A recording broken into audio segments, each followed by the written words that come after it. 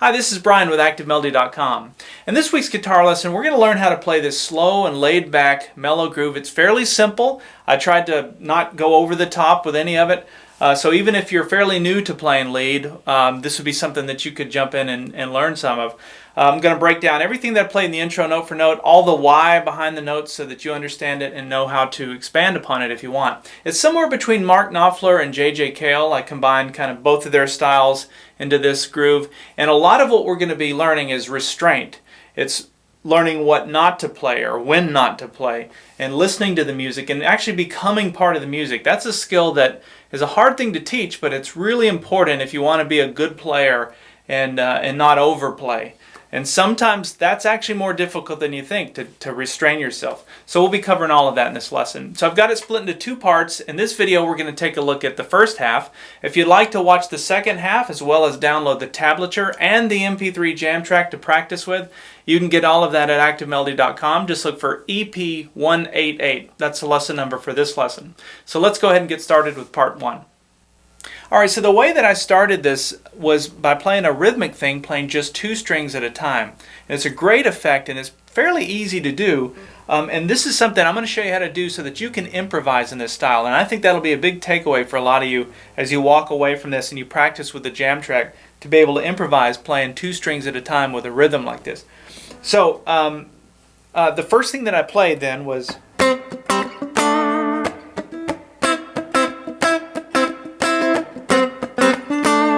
So it's not a full chord, it's I guess you'd consider it a fourth chord, so that's like the root and then the fourth interval. Now there's two ways to think about where I'm coming up with that.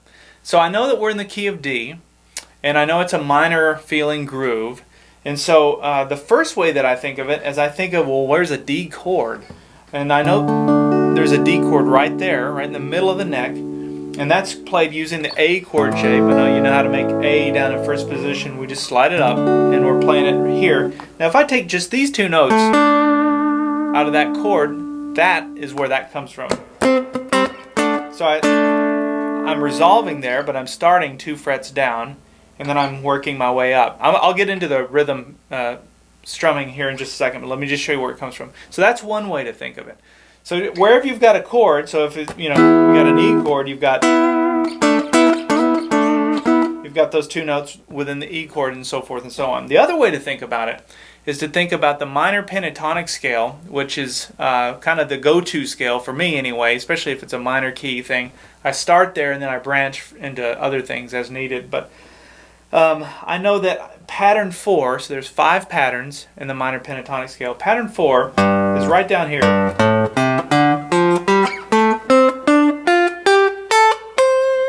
And if you don't know what the pattern 4 is, or what I'm talking about even with patterns, I have a whole blues lead course where I go through the 5 patterns and I explain what they are. So that's where I'm at. I'm in pattern 4. And so if you're a premium member, you have access to that course. You may want to take a look at that and just get familiar with pattern 4. But anyway, what's cool about that pattern in particular is you have a lot of notes that are stacked on top of each other. That's how I kind of visualize it. Those 3 in particular. Then you have these 2, and so going back to the way that I started this, that's how I thought of this when I came into it. I knew that pattern 4 for the key of D was right here. And you've got this real fat sound if you stack those 2 notes, and you can keep stacking. The other thing, and this would be a good way to practice this as you put on the jam track, is to look at other patterns. So let's go to pattern 1, for example, which would be up here. You have this entire 10th fret, which is your root fret, and all those notes are stacked on top of each other. So now you could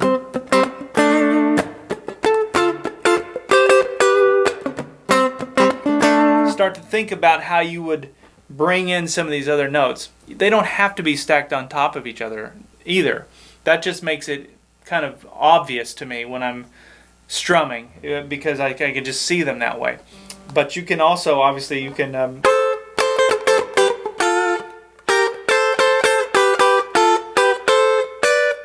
stagger them as well. So just think about that. So, all right, now that's kind of the background as to where this came from to start this. The other part is the strum. So the way that I'm thinking of it is I've got a downstroke. It's like 1, 2, 3, 4. Every time I count a number, I'm doing a downstroke. So that kind of feeling is there in my right hand. And the way that I'm strumming it, I'm going down, down. There's the first down is a muted down. And then I hit the note. And then I do a downstroke. That's another muted downstroke. And then I do an upstroke and hit the note again. And then I slide up here to this chord. And that's another downstroke with my right hand. Now if we want to get super technical, we can count it out this way. 1 E and a 2 E and a 3 E and a 4 E and a. So when I said the and but after the 1, that's the first one. 1 E and a 2 E and a 3, and then on the 3. Anyway, don't get too scientific about it. Just try and feel it. Let me do it slow. Just do that over and over again.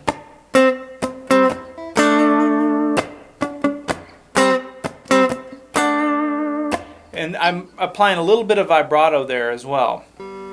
That's another whole lesson, but it's just, you know, shaking the 2 strings. You don't have to do that, but that's what I'm doing. So then I came up here, again thinking in terms of scales, and I know that I've got 2 notes that are stacked on top of each other right here. 5th fret, string 2, and 5th fret, string 3. And you get this sound. So now,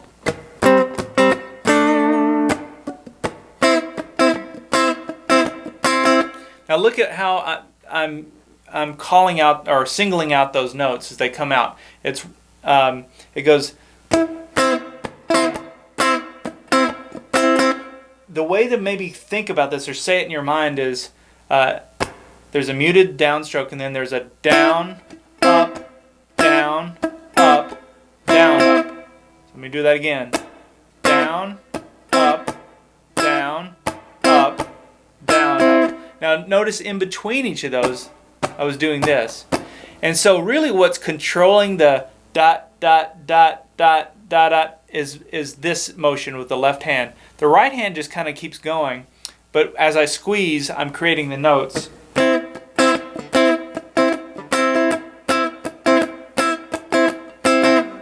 Now the challenge in that, beyond just trying to get accurate with your right hand, will be singling out those 2 notes. I know that's where some people are going to struggle. And I know that can be tough because you're going to naturally be bumping other strings. But as you get better, and I'm not super accurate with it either. When I played through the intro, I had to do it a few times because I would bump another string. What's nice about this one string, by the way, is it works because it's the same note. So you can actually bump that one. So when you think of it that way, that gives you a little bit of wiggle room in terms of accuracy, at least for this position. So just try. Just try and strum right there in that pocket. Just remember it's down, up, down, up, down, up. Okay, let's put the 2 pieces together now.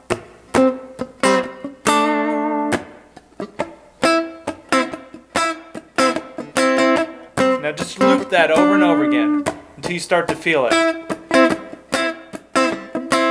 And for those of you that are daring, and you've got that, some of you will just get this right out of the gate. That's where you might want to think about improvising. Just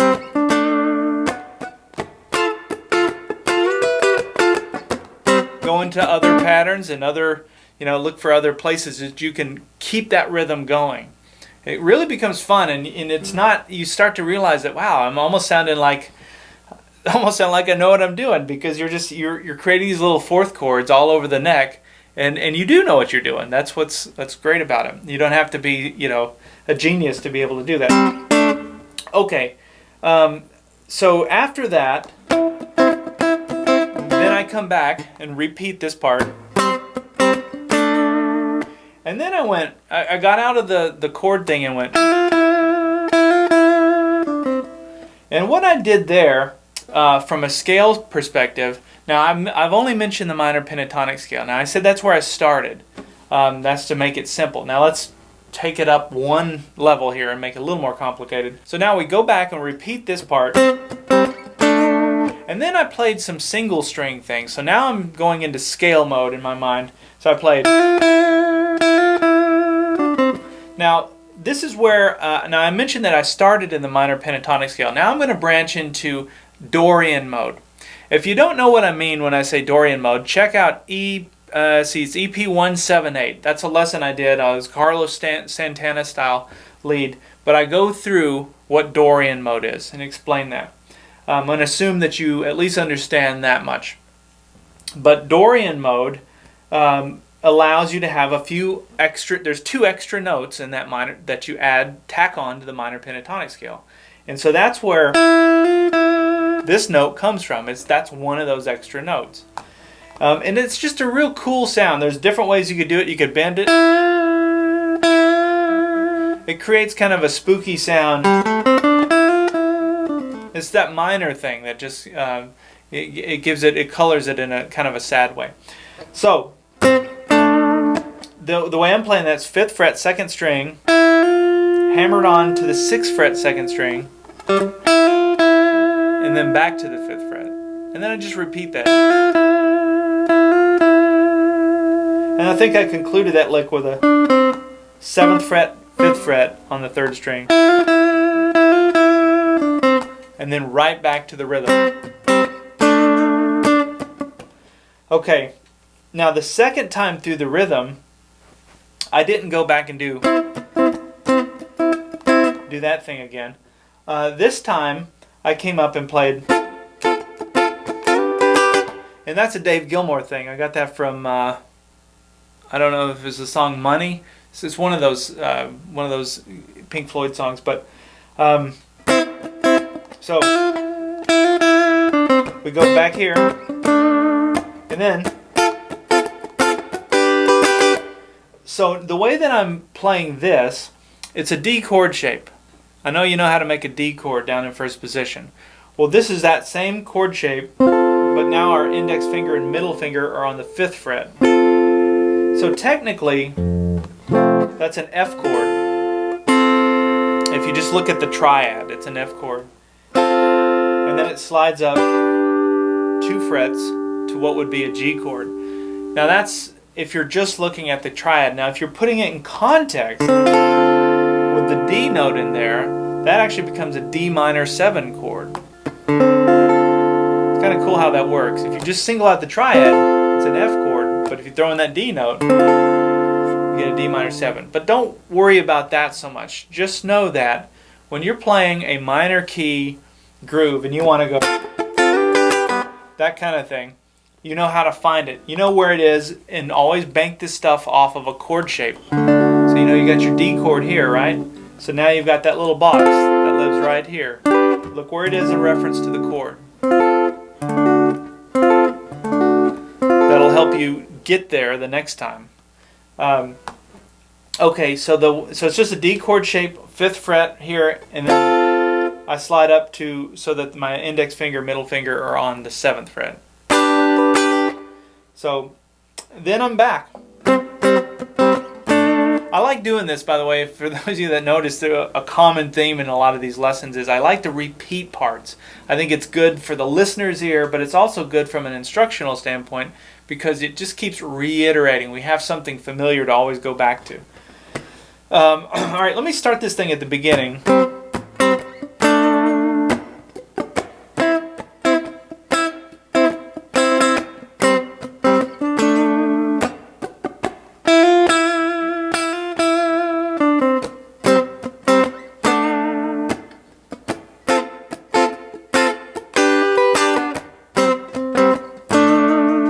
Now the last time through I went,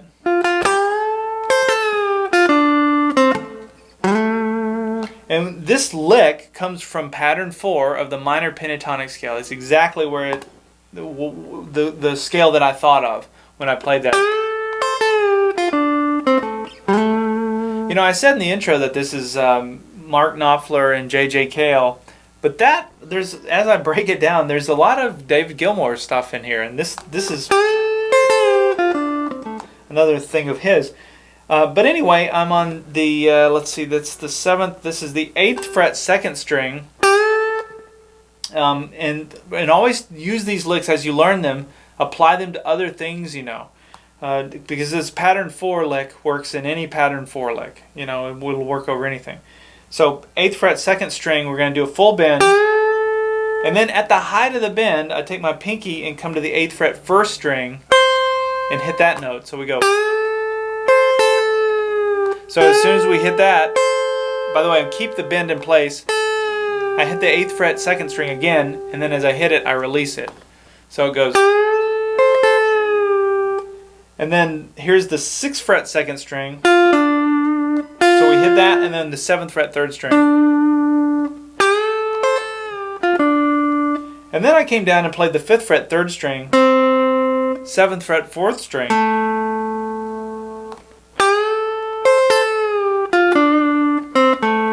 And then I reiterate that note by going, sliding into it. That's where the chord changes to an A chord. And that's the 7th fret 4th string. Okay, so that whole lick then goes. So then when you slide it in, you count it like this. 1, 2, 3, 4. And then this last little lick to get us out of this goes.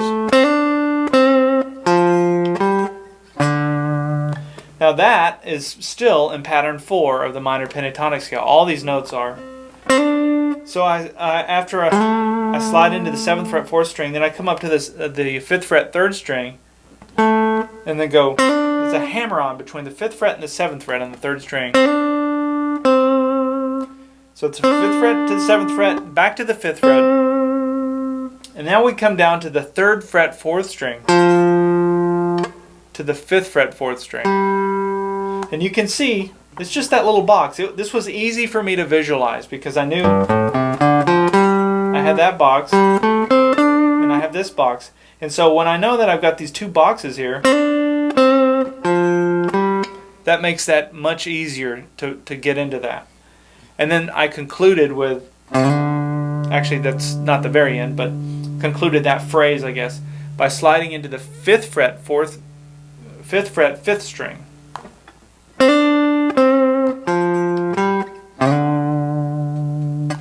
Okay, let me back up one more time and play through everything up to that point, and then I'll show you this one little final conclusion lick, and that will end at least part 1.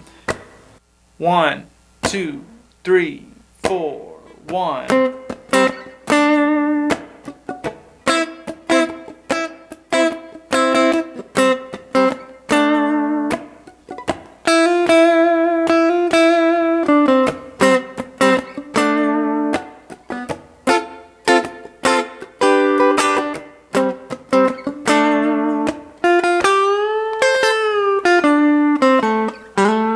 2, 3, 4.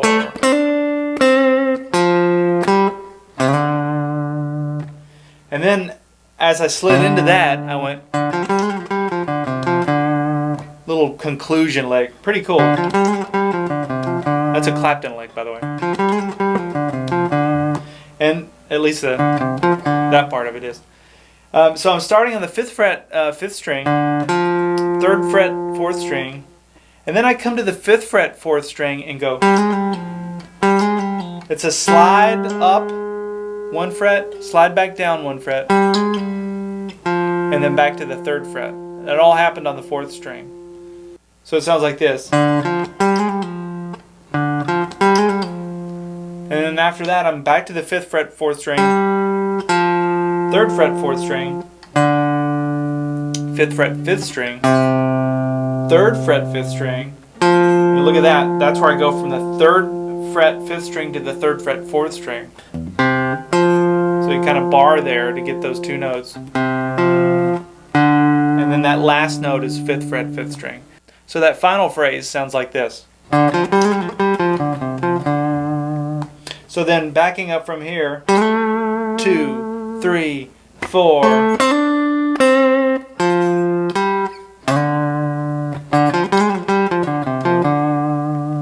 Okay, and then we go into the second part. Now the second part, I'm going to slide up to a different position on the neck and play some notes in first position, and we'll just have a whole new set of licks to learn. So I'll see you in part 2. Hopefully this has been helpful to you.